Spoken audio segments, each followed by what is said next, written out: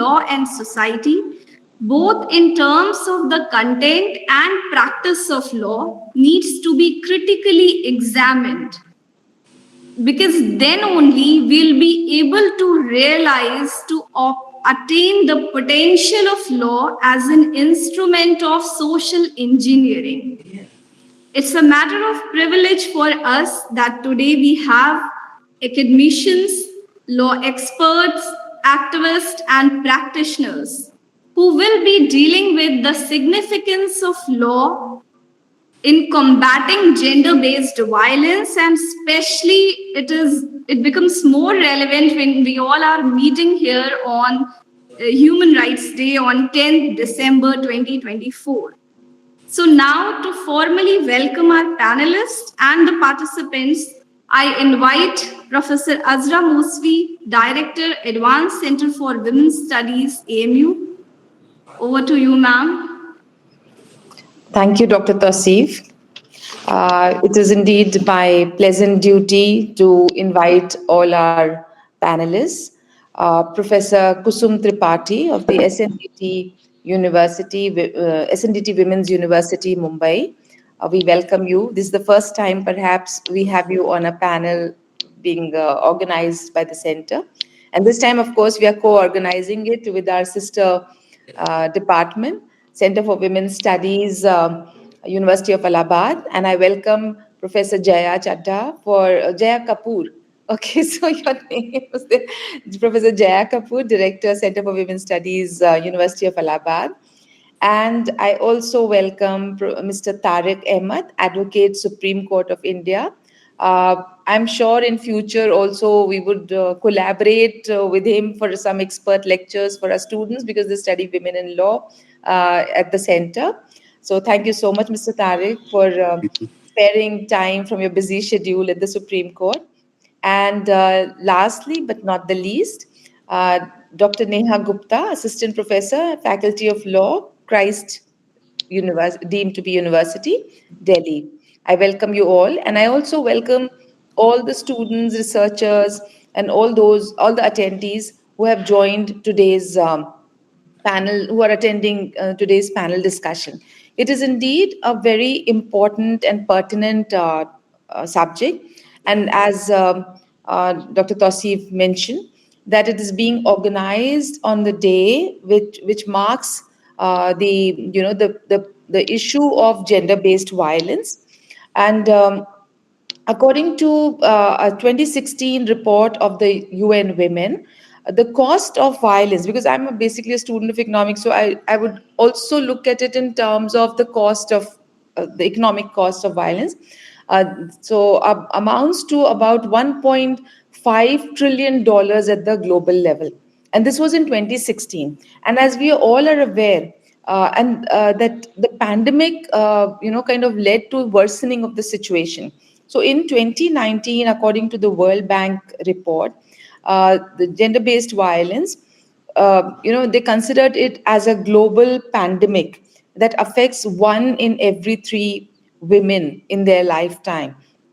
And so, as I mentioned, that post the pandemic, 2020 onwards, COVID-19 pandemic, we have found with the data is there that all across the world there has been an increase in violence against women and girls and children, and even young men at times have not been spared from that because of the stress that has been caused due to the pandemic, loss of livelihoods, being locked up in their houses, and so it's really created a pandemic-like situation where GBV is concerned. And this is not only devastating for the survivors of violence and their families, but also results, as I mentioned, in significant not only economic but social costs for the entire community and an entire country. In some countries, the gender-based violence is estimated to cost 3.7% of the country's GDP, which is, more than double the amount of GDP or the proportion of GDP that they spend on education. So we can imagine that we are not being able to spend or invest in something which is so important for the development of a nation. And we are bearing the cost, which is more than what we are actually contributing towards development of the nation. Uh, Apart from this, if the GBV is not going to be addressed, it's going to result. I mean, and it anyway results in loss of livelihoods, loss of labor productivity, because and loss and a lot of absenteeism from work, and this obviously is going to impacts productivity and growth of the economy.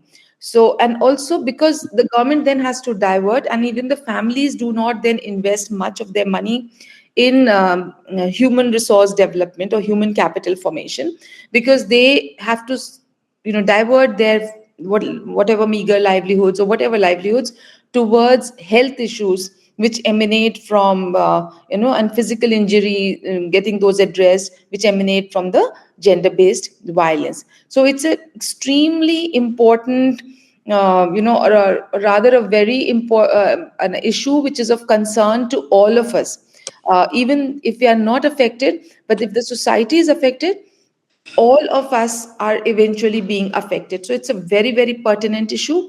And I'm happy that our colleagues, Dr. Tauseef Fatma and Dr. Gurpinder, have taken up this as an issue which needs to be discussed, and the younger generation needs to be aware of what kind of problems are there, because until unless uh, the awareness is not raised, until unless people are not kind of um, kind of accepting that yes, there is something like this, we'll never be able to address it. So by brushing it aside, we cannot address the problem. So I welcome all the panelists as well as all the those who are attending the session once again, and I hope we'll have a very meaningful and discussion, and it'll help us to understand the issue. Welcome once again. Thank you so much. Thank you, ma'am. So, before we embark on this journey to unravel the complexities of the content and practice of law, I would like to inform our participants that we'll be taking the question answer session after the discussion at the end of this online panel discussion. So please, we request you to write down your questions in the chat box during the session, and we'll be taking it collectively. So now I would like to introduce our first speaker, Professor Jaya Kapoor, who is an honorary director at the Center for Women's Studies, University of Allahabad, and a distinguished professor in the Department of English and Modern European Languages, with a special interest in gender identity politics and socio-political narratives. Her expertise also spans theatre studies, cultural theory, and Indian drama. In addition to the profound academic contribution, she has also actively been engaged with administrative responsibilities and community engagement. So now I invite you, ma'am, to this session. Thank you, ma'am. Thank you, Dr. Tauseef Fatma, and a very good afternoon to all of you. A special hello to Dr. Kusum Tripathi ji, Neha Gupta ji, Tariq Basi ji. Thank you. And I extend a very heartfelt thank you to Azra Mosvi ji for such an interesting opening note, because it touches upon some very key issues and areas that we probably need to discuss during this entire discussion today, and we need to understand various aspects of it. So thank you. The area that I would like to talk about is something that that is an understanding of where this, within the Indian context, where this relationship between the gender issues, especially related to violence against women, violence, gender-based violence, and the development of law in India happens. Because when we look at the way law has developed, or when we look at the idea of law, we are also looking at socio-cultural, political circumstances from which law actually comes out. Whenever a law is made, the forces that compel the system to make those laws, especially within the modern context, are usually forces that are related to a lot of socio-political movement. We have seen in the recent years how various socio-political movements have compelled and led to forming and formulation of a lot of laws which have made our legal system gender sensitive and has increased the responsiveness of the system to the issues related to gender. Though there are some problems, some issues which still need to be addressed, but then we are moving ahead.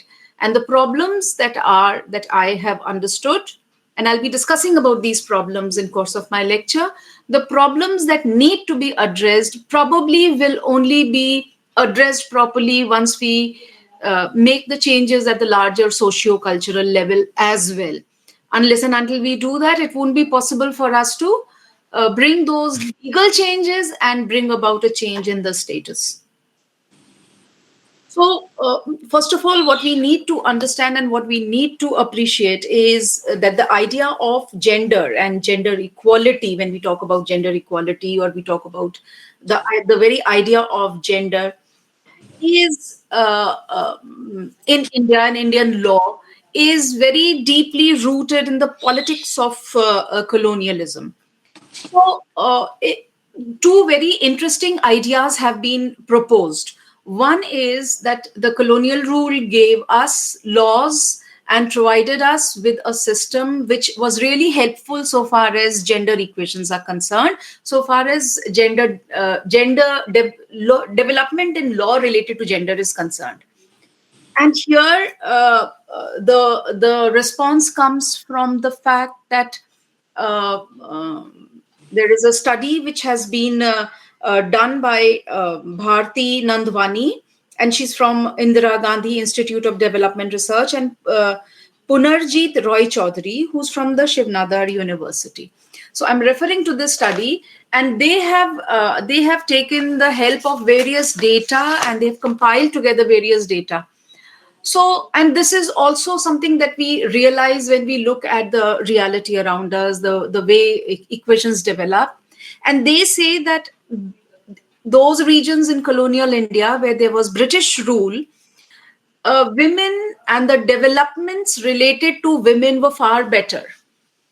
Issues like education, issues like participation in workforce, issues like marriage, going out, moving out in public spaces, having the freedom to be able to move out in public spaces. What they say is that it subsequently, after the colonial rule, also because of certain institutions that the colonial rulers developed, there is a certain difference that you find in those areas where there was colonial rule vis-a-vis areas which had autonomous rulers of princely states. So these figures, what they say is that they are coming out of crucial areas like education. Education comes from the fact that the modern education, the Britishers, the colonial rulers laid a lot of stress on opening of schools where women could study. So the education, the formal education of women was given a lot of stress and a lot of importance, and women would go out and study. Therefore, this had an impact whereby women generally were better educated, and a lot of awareness regarding education of women has consistently been there in areas where colonial rule was there. The second one is regarding the implementation of various laws which have come from the colonial rule, including laws like the prohibition of sati, the widow remarriage laws, the age of consent law, female infanticide law, child marriage, and the various inheritance laws. what is happening here is that since there was a lot of discussion, and there were a lot of social reformers also who were very active in these areas, you find a lot of reform happening, and this reform is having an impact on the way society is developing. So you find various reformers starting from Ishwar Chand Vidyasagar onwards, even right up to partition and post partition, where social reform movements have been very actively pursued in order to make the position of women better, because that system existed, the examples existed, and the mindset existed.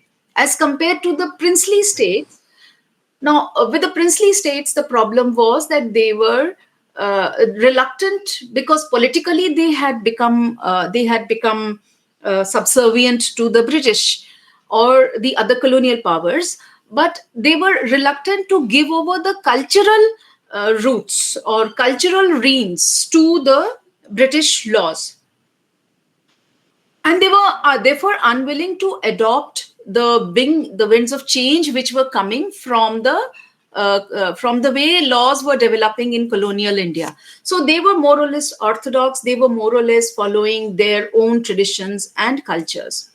Therefore, in all these areas, even after independence, for a very long period of time, developments were slower. Although law was, after independence, the same laws were implemented all over the country, but because there was a early start advantage to the rest of the colonial India, so-called colonial India, the non-colonial parts of India were slow in picking up pace, and so there, even till very recent times, a certain lag is seen in the way the parameters, various parameters, are existing in these key areas that I have just talked about. Now, this is one aspect where it is said that colonial rule was good, and laws that were implemented were for good of the people and have had a positive impact. Laws like sati, laws like age of consent, laws like widow remarriage, and so on and so forth. I am talking mostly about these three laws because these are the three laws from where most of the laws related to idea of gender is coming.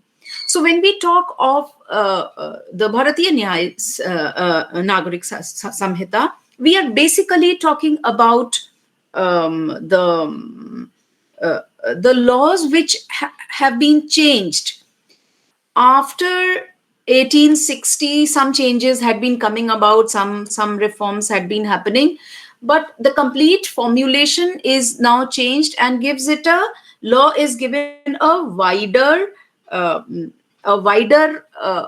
acceptance of the changes which have been coming ever since the time that these laws were first encapsulated.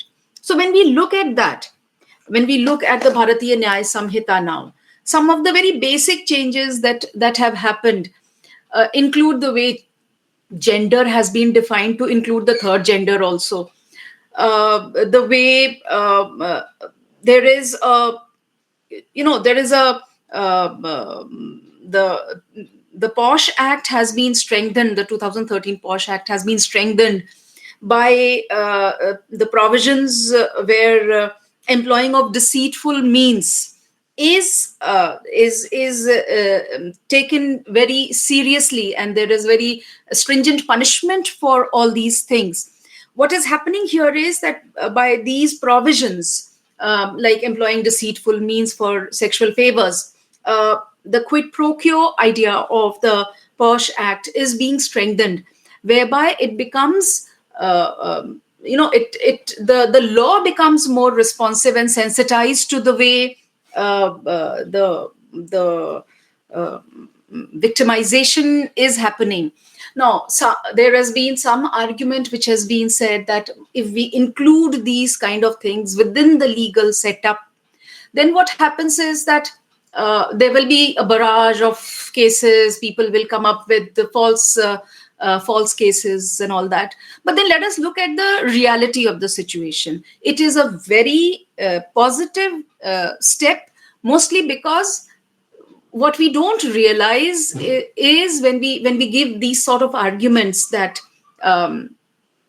it will lead to a lot of false cases. What we don't realize is that almost every woman in across the board faces at some point or the other the kind of situations where it is very easy to fall a victim to sexual harassment at workplace.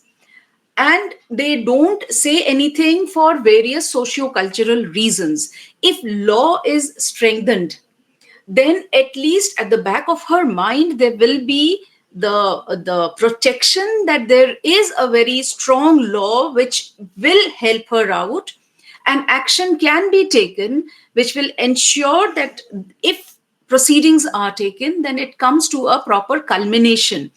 This will help ultimately in the long run. The other thing that is going to happen is that no Pandora box is going to is going to open, because unless and until law supports the various initiatives like the POSH Act, the entire idea of the act slowly withers away, because people find loopholes in the law in order to avoid punishment for whatever they have done or for whatever they are doing. So this is very important for us to take a look at these laws in this context. Now, I would like to refer to two other things here for which a cognizance has been taken in the BNS. And the first one is a law that that has its roots in the very early laws which were made by the Britishers, and that is the age of consent. Now, this age of consent was a law which was seen as disruptive and was seen as a direct interference in the cultural practices of the country at that point in time. Although a lot of explanation was given by the colonial rulers at that time that this is not interfering with the idea of your own cultural practices, and is only a sort of protection against rape and other such crimes. But it was actually taken as an interference in the cultural practices. But the good part is that slowly, as the law has evolved, we have seen how the law has become more sensitive to these ideas and these issues and these problems, to the point that the initial reason for which it was made, that is child marriage, has now been almost resolved.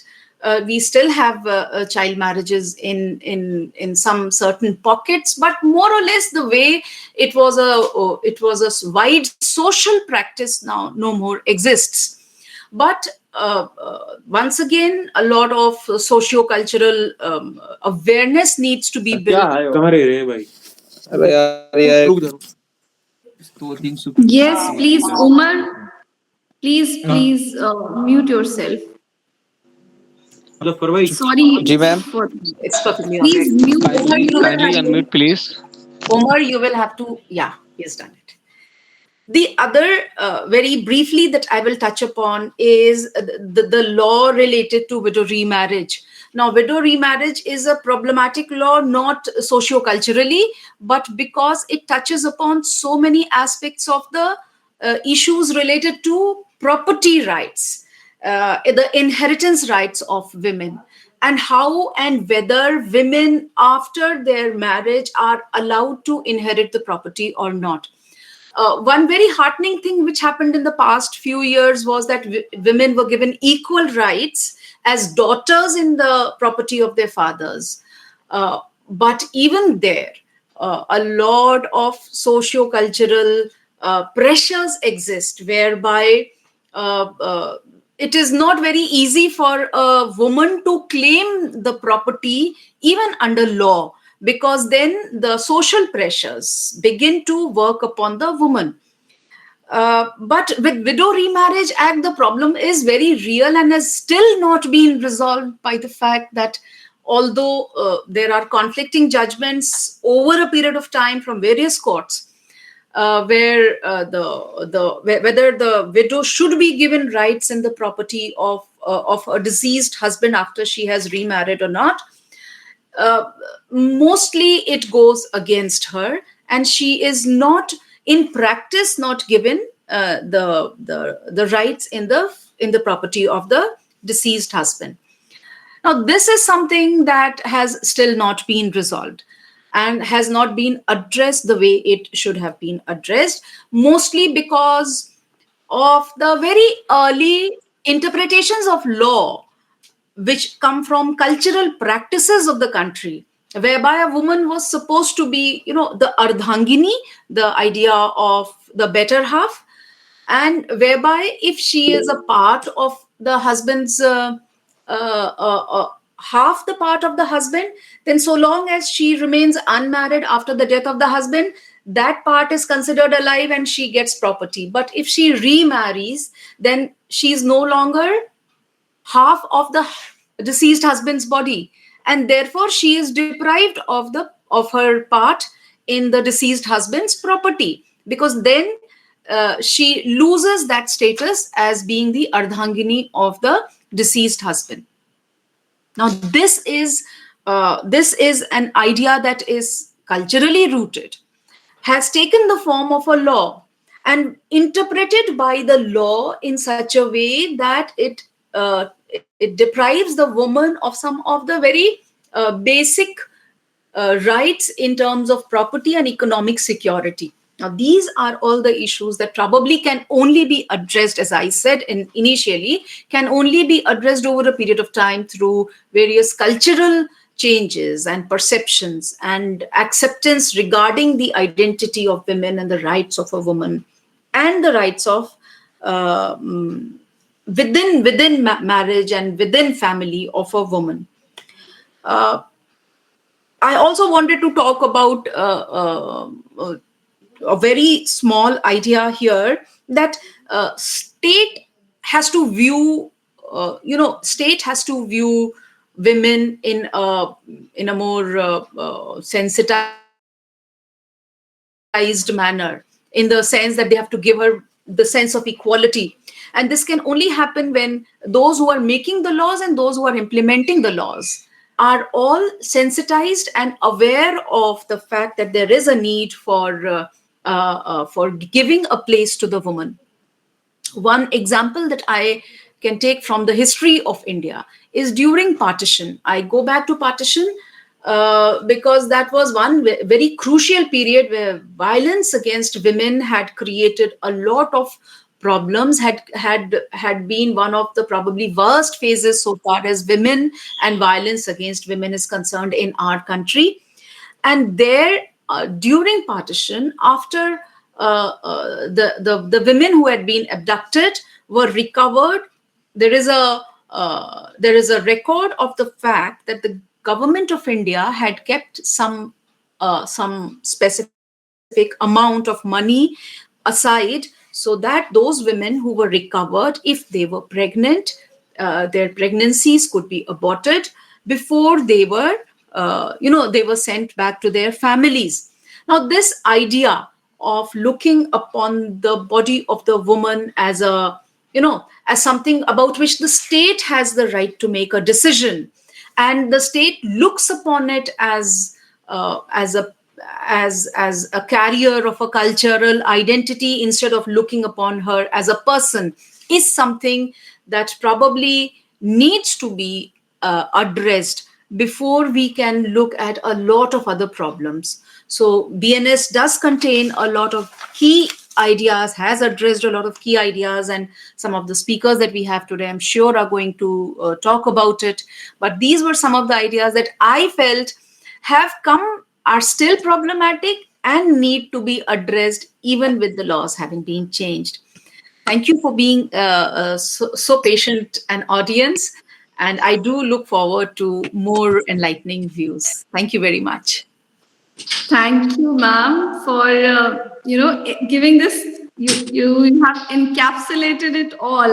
So the colonial picture and contextualizing law is something which is very important, because we need to understand that law doesn't operate in isolation. So we need to take into consideration the socio-cultural and the political undercurrents, because the society for which it is going, it is implemented and it is going to be implemented. So we need to understand that the social structure.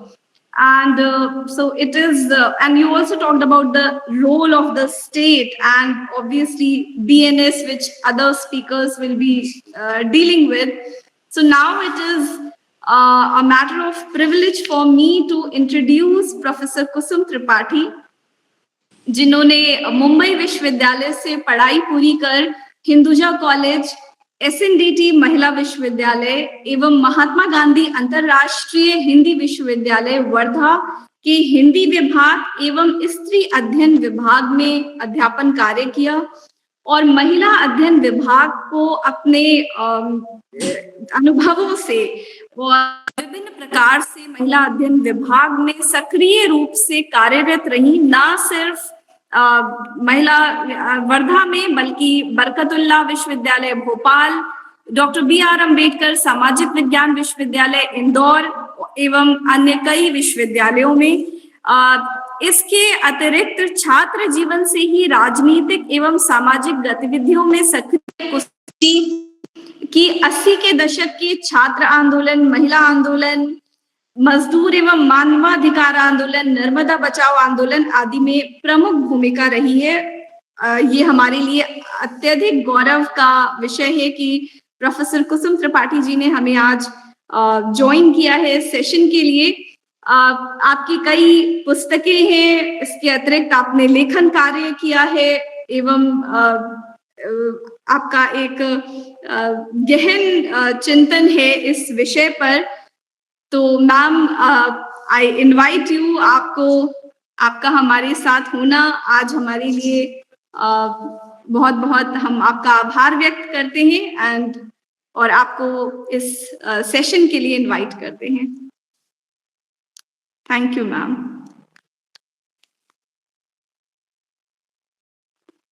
Ma'am आप unmute कर लीजिए please. हाँ, thank you तोसिन। आज के कार्यक्रम में जो भी शरीफ हुए हैं, प्रोफेसर जया मैडम जी, जिन्होंने अभी अभी जो कॉलोनियल जो पूरा का पूरा आंदोलन था उसके बारे में अच्छी तरह बोला, मैं उसके आगे की बात कहूंगी। और साथ ही हमारे साथ सुप्रीम कोर्ट के वकील जुड़े हैं, सारिफ अहमद जी, जया गुप्ता जी, उसके पहले अजरा जी, और साथ में है गुरविंदर, मेरे प्रिय स्टूडेंट रहे हैं। जो आप सबको नमस्कार करती हूँ, और साथ ही गूगल मीट से जितने भी लोग जुड़े हैं उन सभी छात्रों को, शिक्षकगणों को, सबको अभिवादन करती हूँ। साथ ही मानव अधिकार दिवस पे सबको बधाई देती हूँ।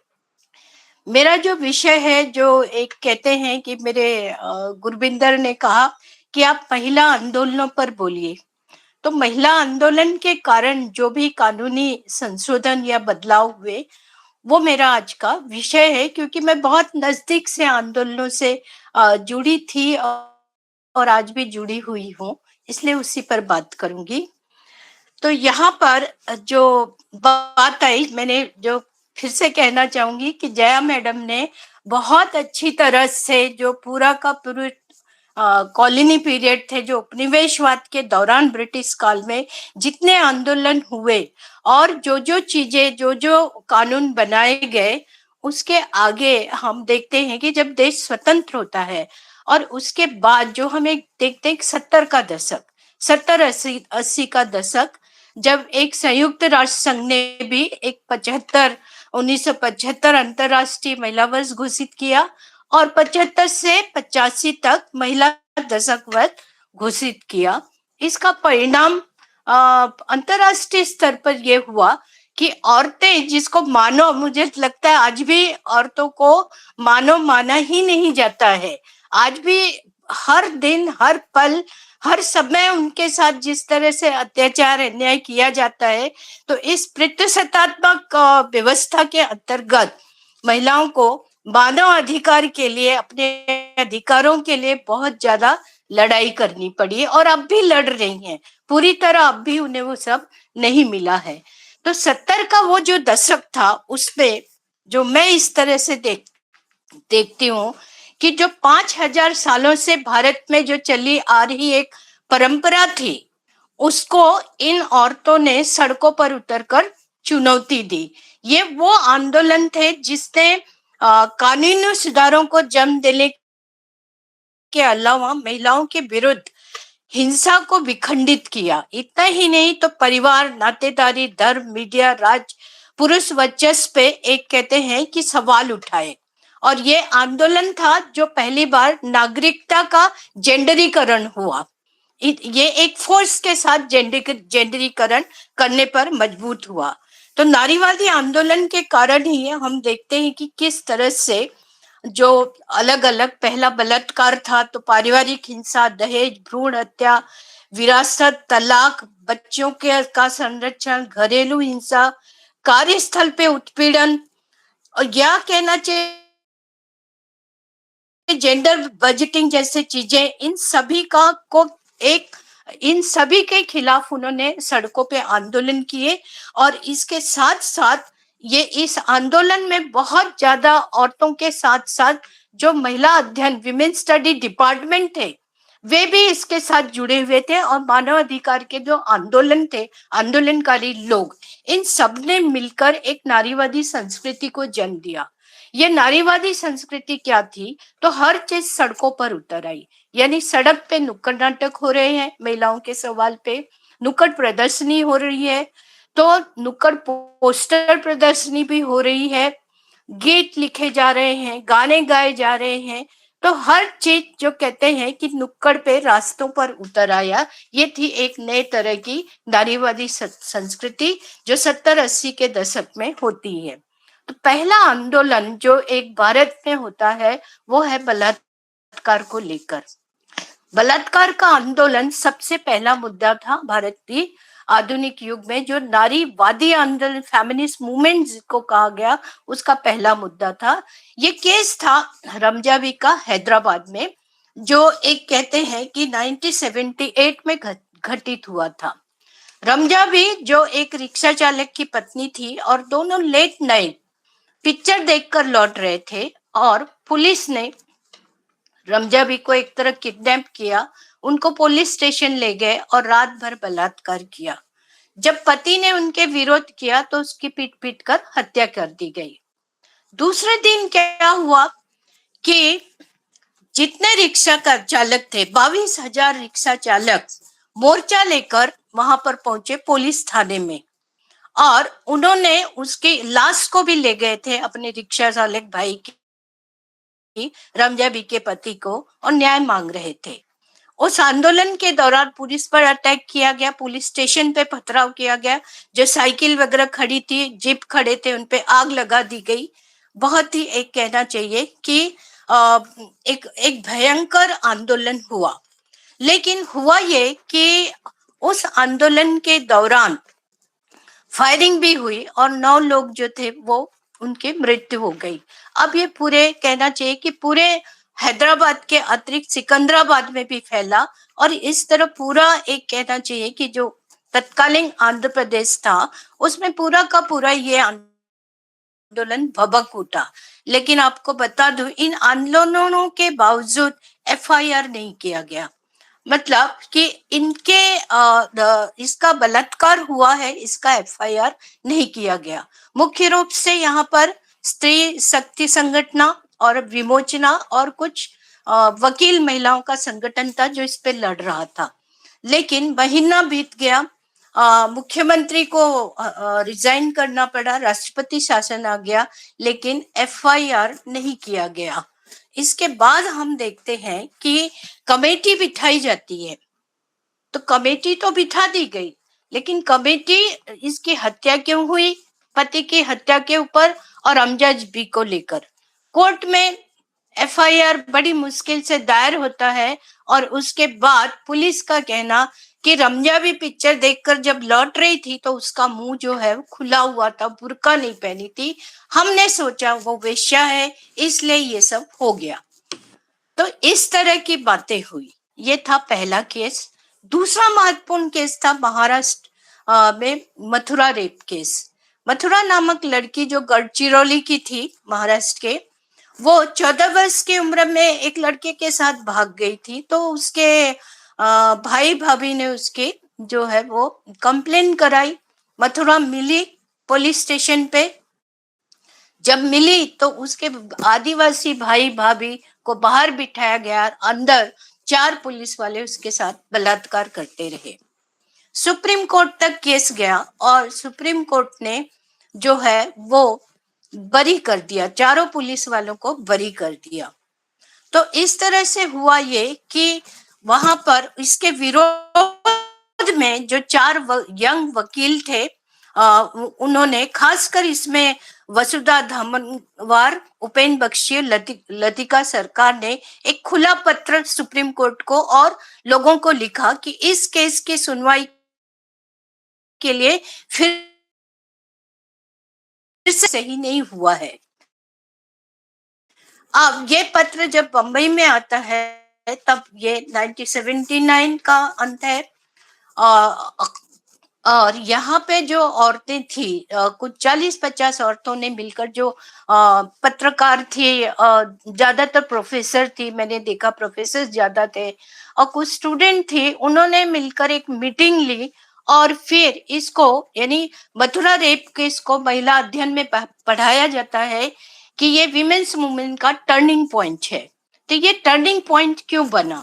कारण था कि ये पहली बार हुआ कि बंबई के लोगों ने सबको पत्र लिखा, सारे देश भर के महिला संगठनों को पत्र लिखा और कहा कि मथुरा रेप केस को लेकर जो फिर से सुनवाई है वो होनी चाहिए, इसलिए सुप्रीम कोर्ट पर दबाव डाला जाए कि इस केस को फिर से खोला जाए।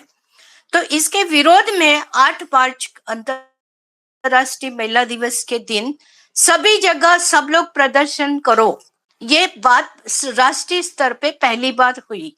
और राष्ट्रीय स्तर पर पहली बार जितने भी देश के महिला संगठन थे, मुख्य रूप से हम देखते हैं कि दिल्ली हो, गुजरात हो, महाराष्ट्र के बहुत सारे जगह हो, पंजाब हो, हरियाणा हो, राजस्थान हो, इन सब जगह जो भी महिला संगठन थी, उन सभी लोगों ने इस दिन पर एक कहना चाहिए कि पोस्टर प्रदर्शनी से लेके नुक्कड़ सभाएं, मोर्चा वगैरह ऑर्गेनाइज किया इस विषय को लेकर।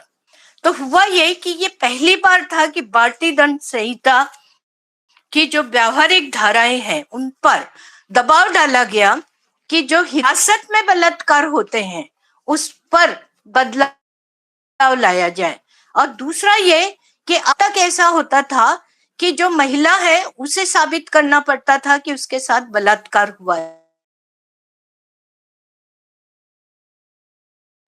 और 1980 में एक महिला सम्मेलन हुआ और जिसमें एंटी रेप कमीशन, बलात्कार विरोधी आयोग की स्थापना की गई थी, जिसमें इन्होंने इन सब चीजों की मांग की थी, पर सरकार ने कुछ नहीं किया।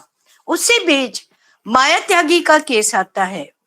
वो उस एरिया में हुआ जहां पे तत्कालीन प्रधानमंत्री चौधरी चरण सिंह का एरिया था, जहां से उनकी कॉन्स्टिट्यूंसी थी।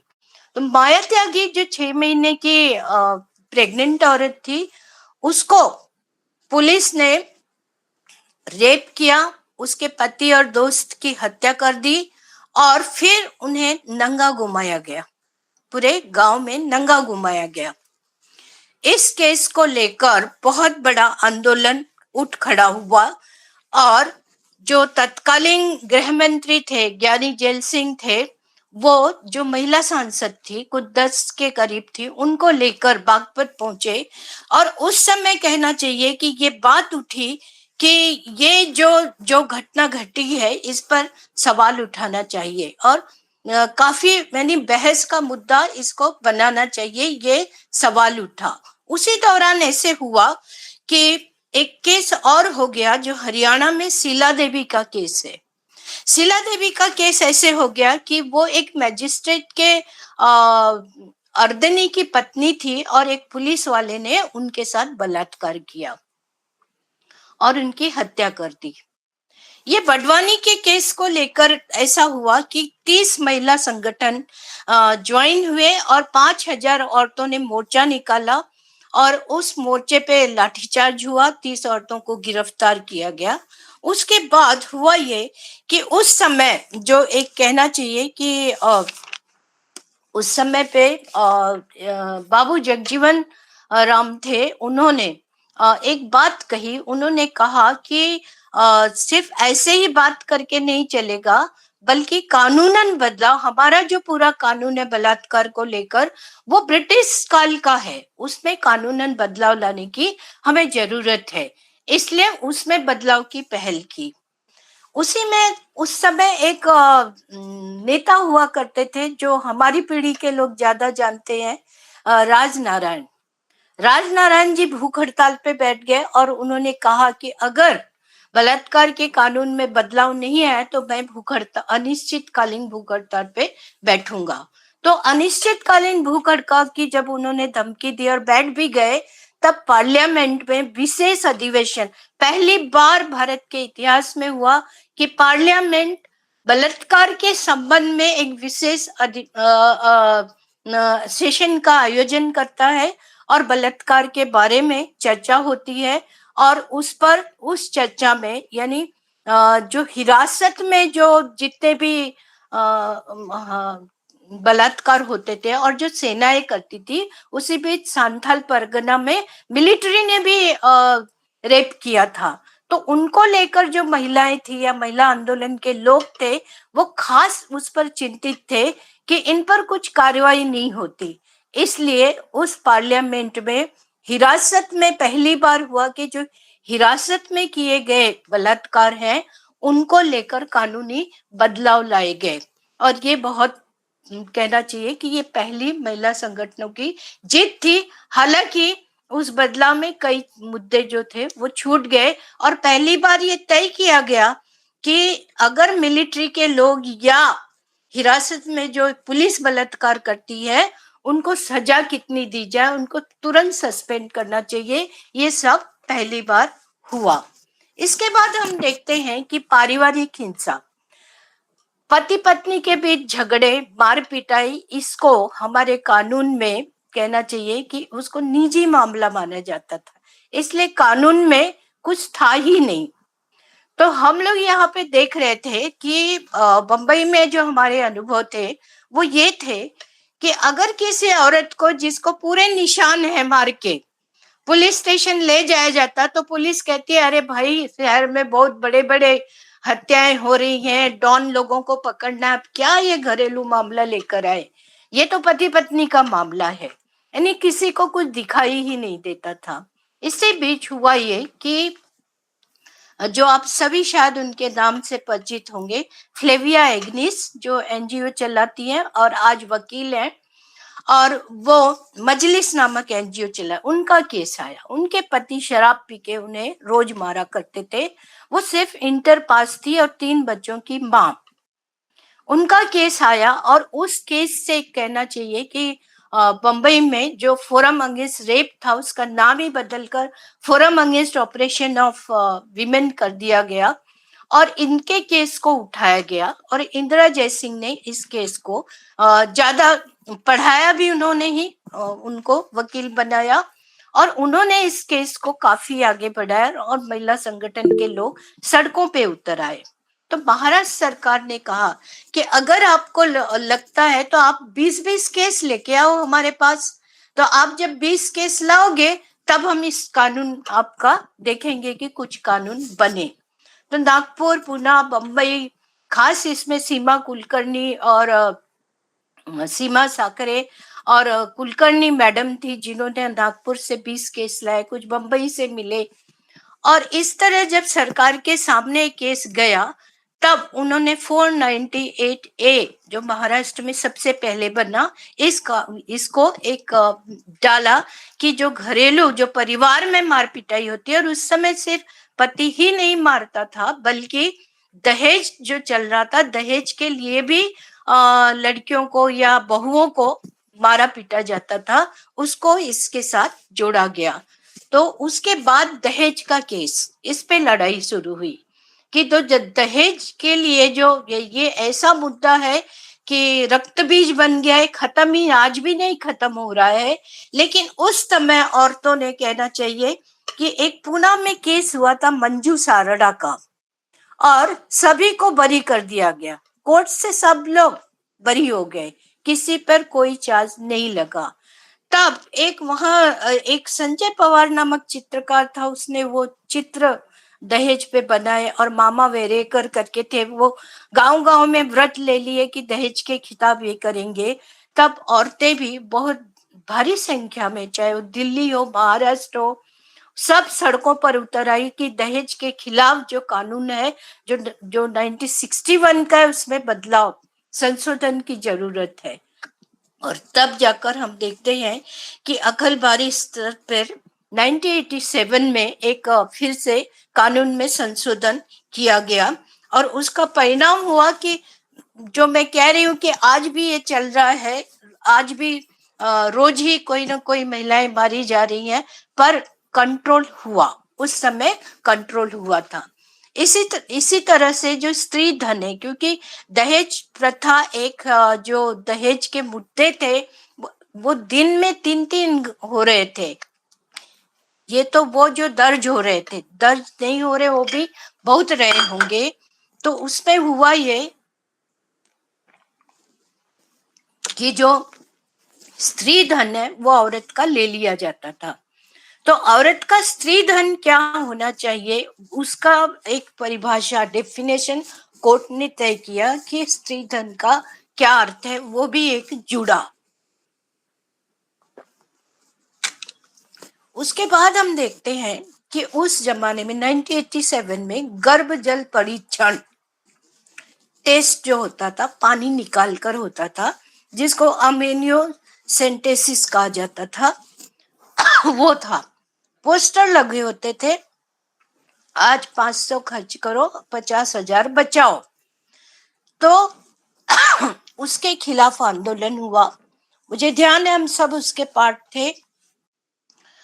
छोटी छोटी बच्चियों को गुब्बारे पे लिखा हुआ माताएं करीबन हजारों की संख्या में फ्लोरा फाउंटेन, हुतात्मा चौक बंबई में इकट्ठा हुई, और ये मांग की कि बेटियों को बचाया जाए, ये बंद किया जाए। और तब हम देखते हैं कि किस तरह से उसका ये प्रभाव पड़ा कि महाराष्ट्र सरकार ने इस पे 87 में, कहते हैं 88 में आखिर दिनों में पाबंदी लगाई। ये पहले महाराष्ट्र में हुआ। उसी तरह सती प्रथा, सब सोच रहे थे कि भाई सती प्रथा तो राजा राम मोहन रॉय ने कब की बंद करा दी, अब ये 87 में कहां से रूप कंवर का आ गया। तो जब रूप कंवर कांड हुआ तो हमारे संविधान में कुछ था ही नहीं, क्योंकि ये तो एक्चुअली निकल चुका था। तो उसके ऊपर फिर से आंदोलन पूरे देश में औरतों को करना पड़ा। रूप कंवर के दिउराला केस जो जयपुर में है, उस वहां पर हुआ। तो नारीवादी संगठनों के बहुत विरोध, पूरे देश में विरोध के बाद 1988 में हम देखते हैं कि फिर से एक संशोधन किया गया और सती प्रथा को बंद किया गया। उसके बाद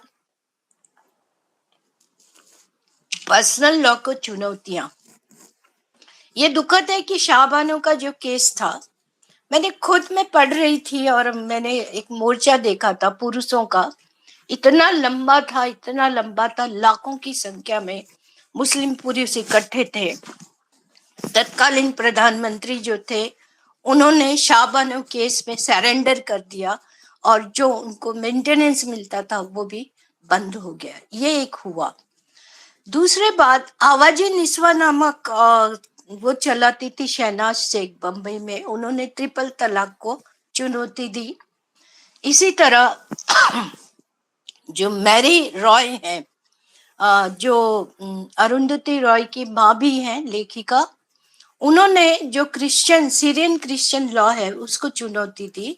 ट्रावनकोर में केरल में ये था कि जो सीरियन क्रिश्चियन है उनकी बेटियों को जो है वो पिता के प्रॉपर्टी में 5,000 रुपए दिए जाते थे। ये 1918 का केस तब से बना हुआ था। इसे भी हम देखते हैं कि किस तरह से इस केस को भी इंदिरा जयसिंह ने ही लिया था और किस तरह उसे बदला गया। 1985 में इसे बदला गया और कहा गया कि इक्वल प्रॉपर्टी राइट मिलेगी दोनों को, बेटी हो या बेटा।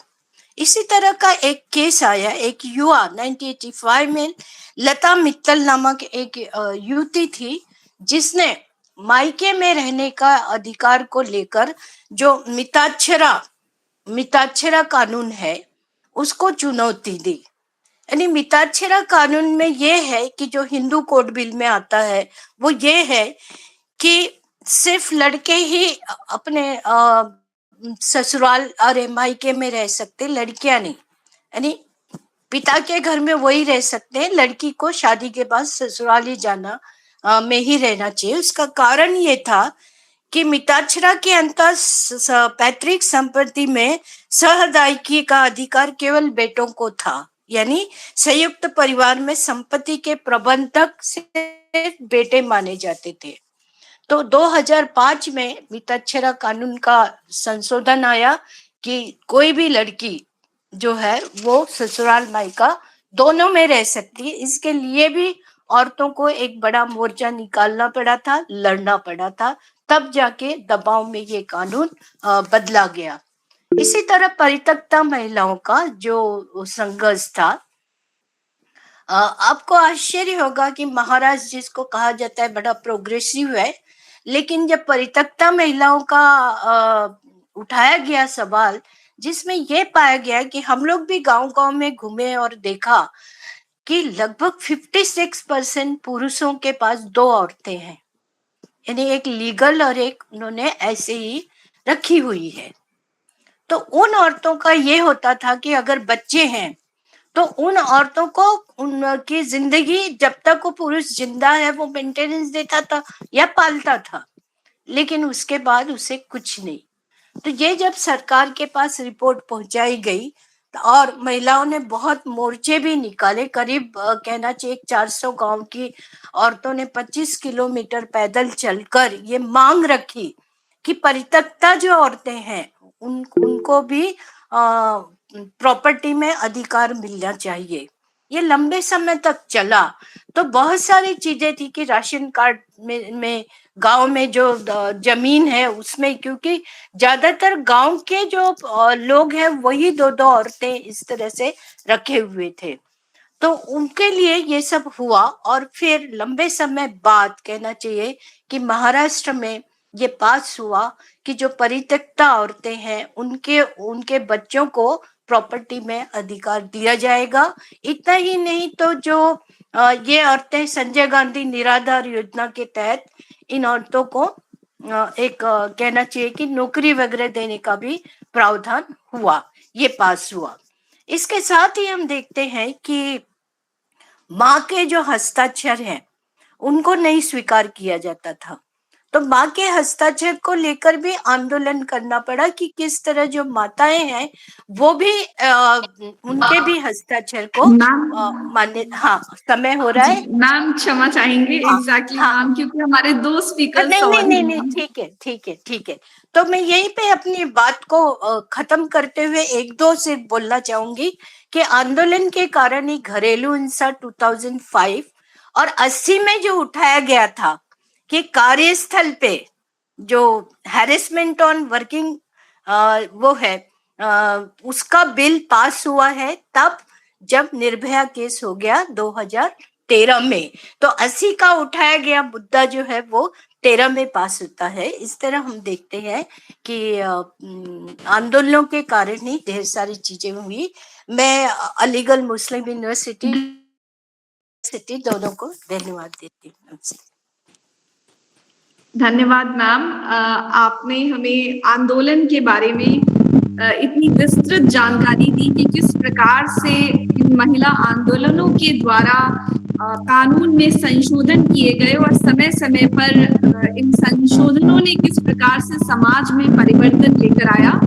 तो अब मैं आमंत्रित करना चाहूंगी डॉक्टर गुरविंदर कुमार को। Gurvinder ji, over to you so for the rest of the moderation.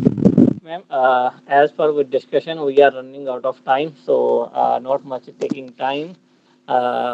We are inviting our the third speaker, Advocate Tariq Ahmed sir. About sir, sir is a senior advocate in the Supreme Court of India. Tariq sir has esteemed advocate in the Supreme Court of India and co-founder of Ahmadi Law Offices.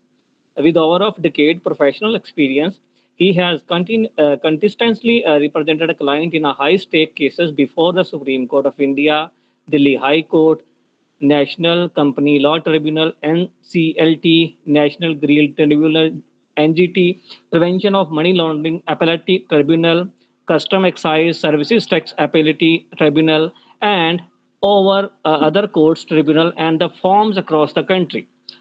Such legal expertise span various sectors, including money laundering, FEMA, indirect tax, corporate law, environmental and industrial matters. Tariq sir regularly appears in the matter before special courts such as uh, COFOSA, PMLA, DGFT, and has represented prominent business houses and educational institutes. Sir has done his BLLB from Aligarh Muslim University and LLM from National Law University, Jodhpur. Sir existence, legal practice, and varied experience make him a valuable contributor to any legal discussion or panel. So, sir, I am inviting to you on our virtual platform. Just have enlighten us, sir. Yes, thank you, thank you. Before I begin my talk on discussion on the particular subject, I would like to quote Dr. B.R. Ambedkar when he said, when the Constituent Assembly, कि howsoever good constitution, if it is implemented by bad people, it is a bad constitution. Howsoever bad constitution, if it is implemented by a good people, it is a good constitution. Same way BNSS or IPC or many other provisions which have been the beneficial for the women and the children, but the way it has been implemented, that is a questionable margin. I would like to explore, I would like to share some of the few inputs on these subjects. Won't take much time, Jay. We just Madam Kusum Madam and Professor Jaya Madam were speaking on these cases, notable cases. The case explained by Madam Kusum was of the common women's, but one of the cases of Rupen Singh Deval Bajaj versus Gill. Rupen Singh Deval Bajaj was an efficient IS officer of a Punjab cadre. She was molested in a party by a senior IPS officer. Her case she lodged in 1988. Took 12 years. The conviction was affirmed by the Honorable Supreme Court of India in 2005. An IS officer, we have been ample power given by the Constitution of India to represent herself to legal battle. We can imagine how much time it took her to lodge her the conviction take a time. Similar way, the chapter 5 of the BNSS, it comprises of the special about the women in the chapter, but the things which it lacks, the practical aspect of the cases related to women is that we need more and more sensitized public prosecutor who look after the cases related to women and the children. Just like in commercial court, so many new advocates or the opportunity has been given to the professional mediators to look after the cases comprising commercial disputes. Similar way, we need a trained counselor, public prosecutor to tackle these cases, sensitize these cases which are related to women. Can we imagine the cases of women who have been facing such contravention, such things in their home, can be able to defend themselves in the court? There are so many laws, but too little justice. The similar way, the conviction rate, to enhance more and more conviction rate, we need to expedite the trial. That is the thing which we need to look after. More and more cases filed in, if we go for the NCRB data, every time the cases, offences related to women and children have been increasing. But if we see the redressal, the trial, the commencement of the trial, the way the speed of the trial has been ended, that is very poor in this region. So we need more and more expedition, more and more strong mechanism redressal in the witnesses system, in the commencement of trial. We need more and more expert, and the expert trained by the ministries nowadays, infusing lots of program to they are recruiting public prosecutors through exams. But as per the requirement of this act, they need to be directly recruited from the bar, so that the commencement of the trial should be proceed as early as possible. Similar the case as explained by Madam Kusum Tripathi, there was Tukaram versus State of Maharashtra. The concept of consent was changed as per Section 148 of the Evidence Act. But this happened inside the police station. This was the case related to Maharashtra, Pune, Mumbai. But what is happening in the rural areas of the country? We can't know. We can't even imagine what type of things have been happening in the police station. How moral, how strong to have to be to lodge an FIR, to participate in the court proceeding. So to overcome these things, this is the act is very our Indian Penal Code was also very efficient. Similar way, the containing the special chapter related to women and child, BNS is also very efficient. But the way it has to be implemented, the practical aspect of this, it is lacking. We need more and more program like this. As per the Ministry of HRD, the program which is related to educate the people, the student, towards their duty to the society, it must also include the duty how to treat a woman, how to treat their fellow student at the very minimum level. When this training will be done at the very minimal way, that it can be possible to tackle these issues. I have been traveling across the country regarding this. My areas to economic offences, I have been traveling to all across the country.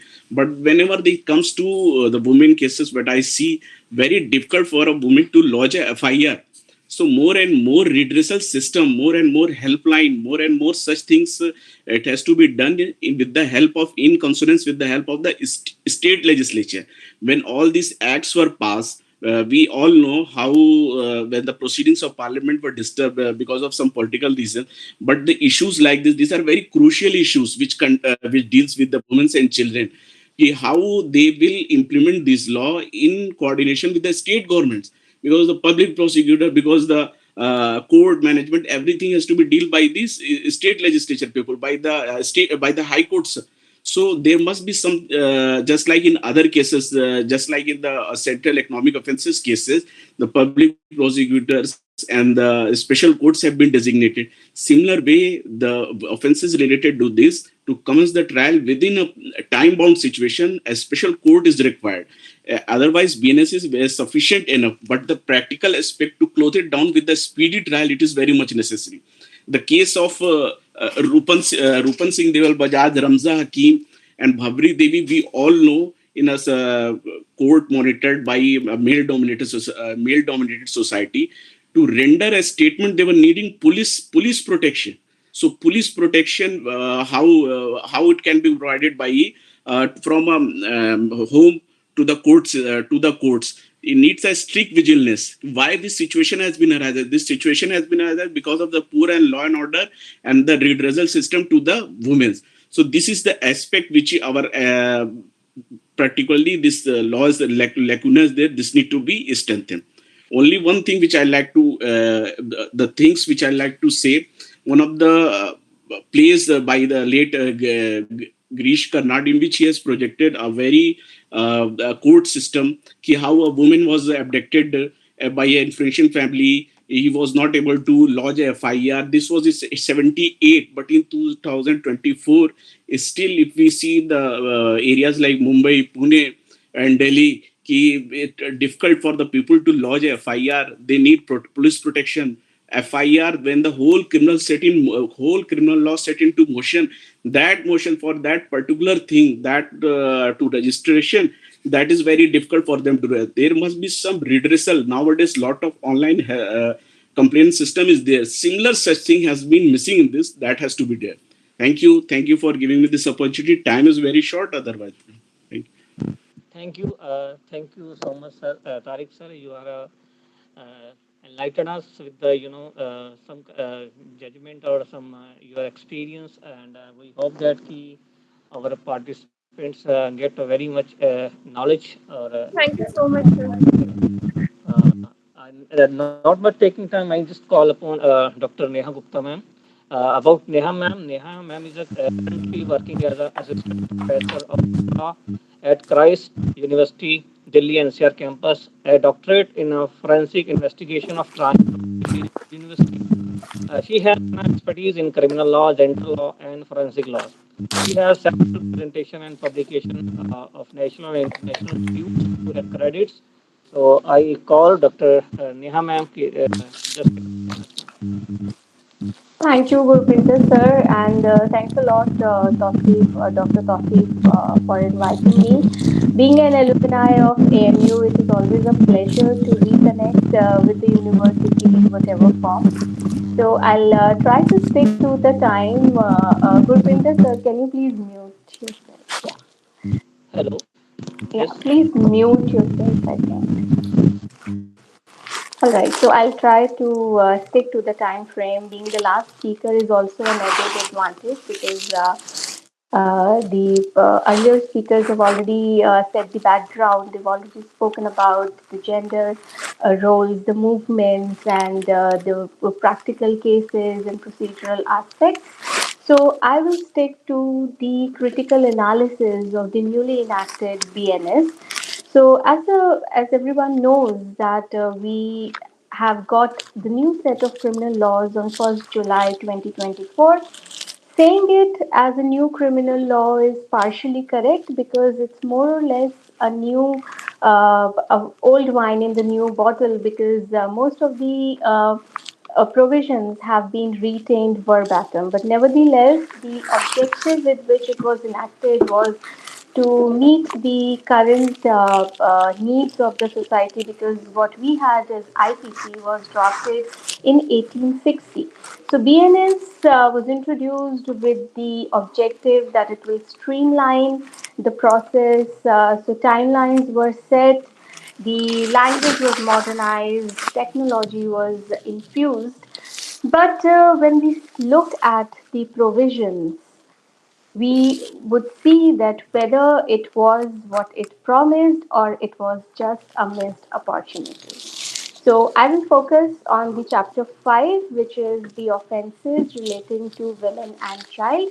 So under IPC, these were the various offenses which were segregated here and there across the code. BNS has compiled them all under one roof. So, Chapter 5 is now containing all the sections that were originally in the IPC or that were added by various amendments. Unfortunately, the major amendments in the criminal laws have always been the aftermath or Nirbhaya case or the Unnao case. So, when the DNS is introduced, I will first talk about the positives. So, the DNS has introduced gender neutrality in certain sexual offenses like voyeurism and assault with intent to disrobe a woman. But at the same time, it lets the offense of sexual harassment and stalking against gender specific. Child trafficking has been made, it has been widened the scope because now both male and female child can be the victim.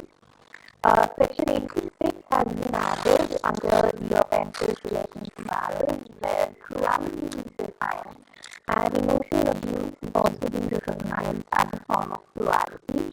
Section 69, the new provision that has been added on sexual offences is increased detection where it talks about that it recognizes the new form of violence against women that is sexual intercourse or false promise of marriage, employment, etc. And added protection has been given to protect the identity of rape victims if a person does that, he can be penalized for up to 2 years of imprisonment. I will talk about the positives. We will now look at what have been the loopholes, the missed opportunities in the currently enacted law. First of all, bringing all the offences relating to women and children under one chapter, it somewhere reflects the again the patriarchal thinking, a very stereotypical clubbing benefit from being reproduced. So women and children, they have just limited the identity of women with the children. That is one loophole. Even when Justice Verma committee was constituted in 2013, they have underscored the importance of equity, autonomy, and free will and agency of the women. The constitutional guarantees in Article 14, 15, and 21 also recognizes women as independent entities possessing the uh, autonomy of the women. And the age of consent for sexual relationships has been retained for 18 years, but somewhere ignores the consensual teenage relationships, because if we talk about today's time, time has changed. Many teenagers are indulging into consensual relationships in the age group of 17, 18 years. So keeping the age of consent as 18 somewhere leads to a harsh imprisonment. Detention of medical rape, a very regressive provision which could have been done away with in a act which has been enacted in today's time. What they have done is to increase the age of wife to 18. So under IPC, if the husband has a sexual intercourse with the wife under 15 years, that would be termed as rape, but now it is increased to 18. So, but still they have retained the offense of the exception of marital rape. This is something which was even recommended by the Superma Committee. So sometimes we give the women a freedom to choose life partner, but we are not giving any freedom to consent. Even sexual intercourse with the wife under judicial declaration is a criminal offense, but the penalty is much less as in other cases of rape. While we look at the National Family Health Survey, we find that 18 to 49 years age group, 83% of the women are experiencing sexual violence at a current husband, while 13% at former husband as a perpetrator. So somewhere we have lagged in this. Also, the what about transgenders and queers? Somewhere, yes, they have made a positive development by including transgenders into the definition of gender. But then, if we do a control F in the entire various document, we find that the definition of transgender is only in this definition section 210, which refers it to the Transgender Women's Protection of Rights Act. So surely, I think more was expected than just a mere inclusion in the definition of gender. And and also there is, if we talk about not pay more attention because we already have a Transgenders Protection of Rights Act. So there the maximum punishment for physical, sexual, emotional or economic abuse is 6 months to 2 years. So that is again something which is missed, and complete removal of section 377 which talked about unnatural sex. So unnatural offences are in the Navteej Singh Johar case, when Supreme Court has decriminalized the consensual relations between two consenting homosexuals, but that gave protection to non-consenting people and men, animals. So now complete removal of 377 has put all these categories as vulnerable.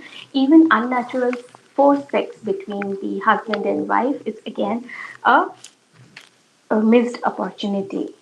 Now, insertion of section 69, which says that the sexual intercourse with the women on false promise of marriage and employment, promotion, identity suppression, etc. Somewhere, yes, it does gives more protection, but at the same time, this overlooks the such offences which were traditionally being treated as civil issues of cheating rather than the criminal ones. It is somewhere overlooking the quid pro quo dynamics in the workplace and will penalize the men unnecessarily in certain cases. It does has done away with adultery. That was a welcome step, but then retaining section 498A, which was for 498A penalizing men for enticing wife of another man, it's somewhere just retaining it in another way. A similar provision is there which also ignores the autonomy of women to make decisions. So these provisions somewhere, what are they reflecting? That a modern day educated, independent women can make all other decisions, but can she be lured on a slight promise of marriage or promotion? Will she agree for sexual intercourse on these premises? Another very regressive abortion law related to abortion that has been retained verbatim under BNS. So, though under BNS only the conditions that are allowed for abortion remains health or good faith. Good faith again is not defined in BNS. So under the MTP Act, Medical Termination of Pregnancy Act, where abortions are allowed, that too are conditional. So somewhere the autonomy is not given to the woman who is biologically the one who would carry the fetus and give birth to the child. She has not been given any autonomy to decide whether she wants to reproduce or not. Uh, also, lastly, I would like to draw your attention to section 85, which is a version of verbatim reproduction of section 498A, that is cruelty by husband or the relatives of husband. So this is a protection given to the intimate partner violence, but somewhere they could have retain this section with certain improvements, like in today's time live-in relationships are a reality. So though the act has introduced harsher punishments, that again is a questionable thing because the RG currency rape case happened after introduction of BNS. So the deterrence effect that the harsher punishments may have is still questionable. So I would conclude by saying that the it is still a very long road to go, and with time we expect certain amendments to plug in these loopholes and to ensure that the gender-based violence is addressed. Thank you. Thank you so much, ma'am, Dr. Neha, ma'am. You have enlightened us, gender laws and criminal law related to Nyaya Sanhita. And we are running out of time, so I quickly take two questions from the audience. First one is, how can we challenge stigma around male survivor of intramates partner violence, ma'am? So,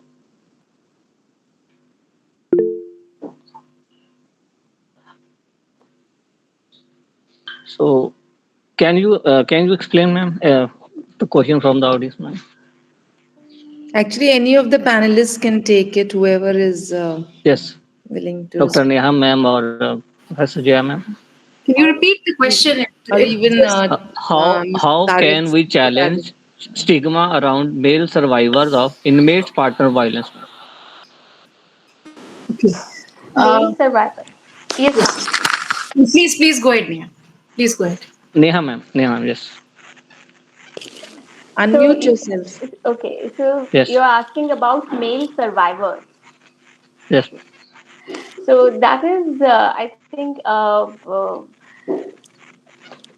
would say that's a drawback of our law, which is more of a gender specific. Though we say that we are a patriarchal society where we say that men are, the strong pillars and women are being suppressed. But when it comes to such offenses, the possibility of men being the victim is overlooked. So, other than voyeurism and the assault for with the intent of disobeying, all the other sexual offenses have been made gender specific.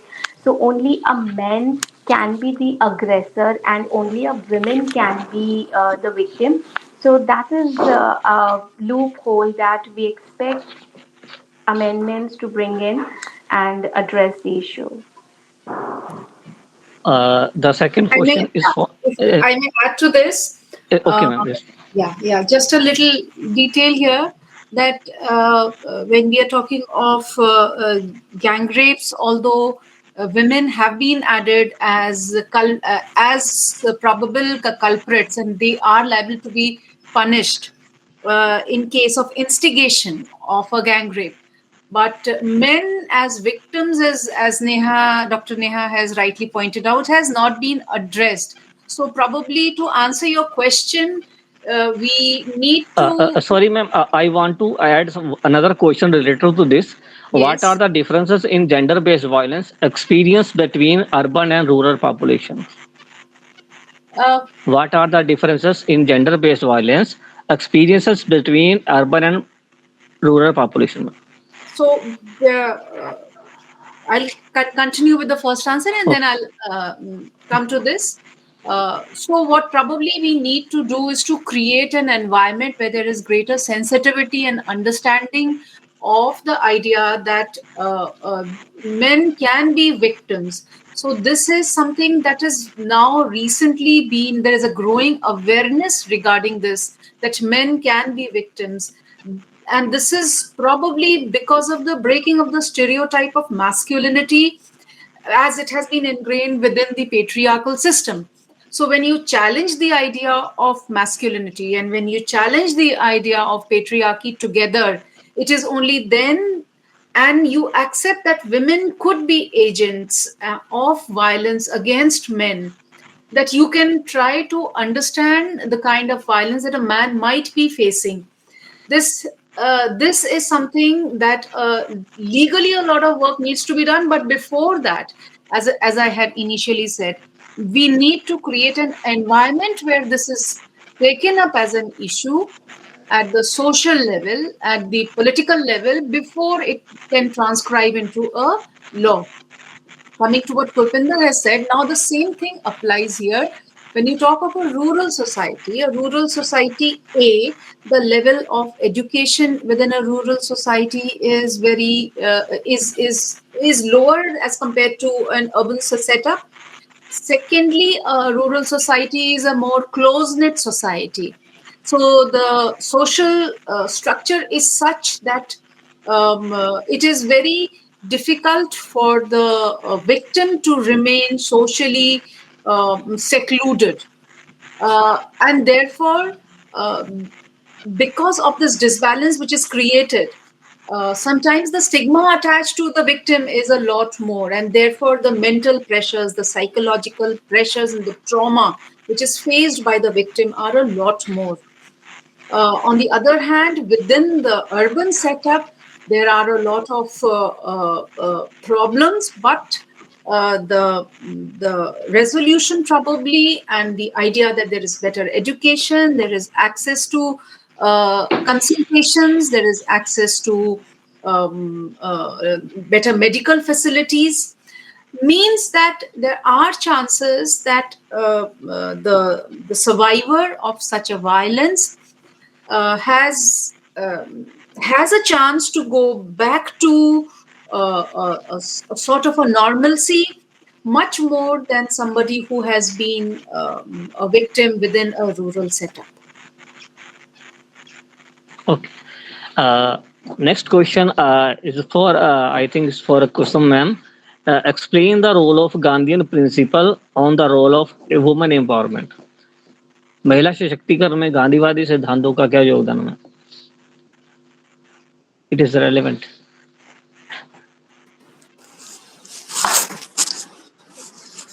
Gandhi को मैं मानती हूँ कि वो महिलाओं के राजनीतिक जनक थे। इसलिए जनक थे क्योंकि आप देखेंगे कि पूरे इतिहास में, या जब ब्रिटिश साम्राज्यवाद के खिलाफ जब आंदोलन चल रहा था, तो गांधी युग में औरतें जो है वो सबसे ज्यादा पर्दा छोड़कर, पर्दा को परचम बना लिया था उन्होंने और सड़कों पर उतर आई। तो गांधी का जो सिद्धांत था, चूंकि वो नॉन वायलेंस का था, इसलिए उनके आंदोलनों में या उनका जो एक स्वरूप था वो खुद एक साधु संत महात्मा के रूप में जाने जाते थे। इसलिए भारी संख्या में वो औरतों को आंदोलनों में लाने के लिए मतलब सफल हुए। इतना ही नहीं, जिन विषयों को भी उठा रहे थे वो कहना चाहिए कि वो खुद ही अपनी पत्नी को बा को अपना पॉलिटिकल एक कहना चाहिए गुरु मानते थे। तो उनका जो तरीका था, असहयोग आंदोलन, अहिंसा का आंदोलन, और जिन विषयों को, स्वदेशी आंदोलन को उठाया उन्होंने, शराब बंदी के खिलाफ जो आंदोलन किए, जिस तरह से उनको लगता था कि जो औरतें हैं उनके बिना भारत आजादी नहीं हो सकता, क्योंकि उनके अंदर जो एक इन तरीकों से, अहिंसात्मक तरीकों से लड़ने की जो प्रवृत्ति है, और जो एक कहते हैं ना कि असहयोग की जो प्रवृत्ति है, उन्होंने अपनी पत्नी से ही सीखा था कि जब मेरी पत्नी रूठ जाती है तो बात नहीं करती, काम नहीं करती, तो उससे क्या नुकसान हो सकता है।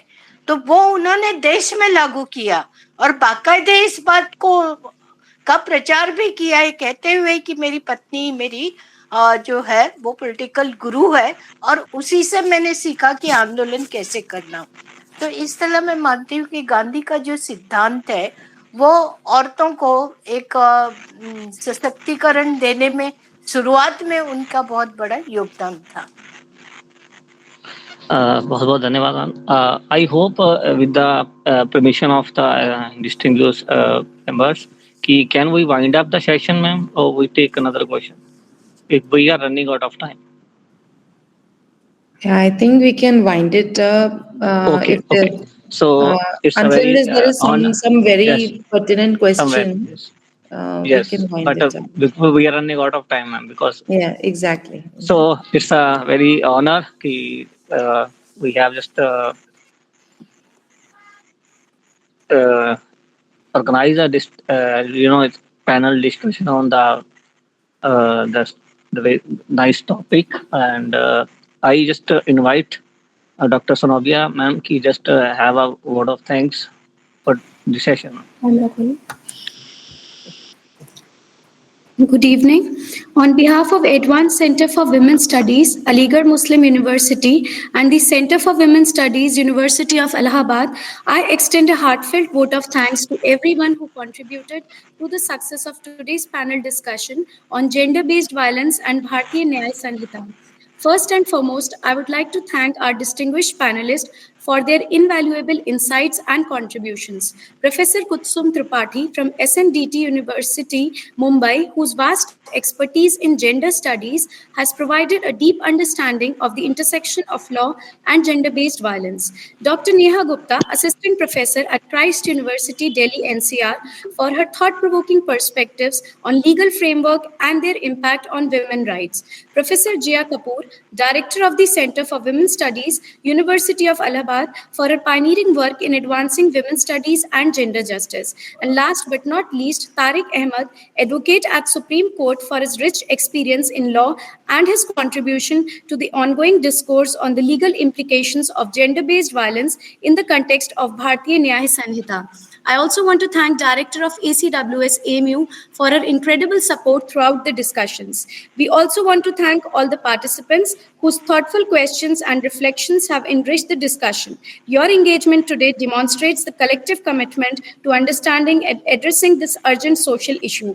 Finally, I express my gratitude to all those who attended today's session. It is through such dialogues that we can create an informed and equitable society committed to eradicating gender-based violence. Thank you so much.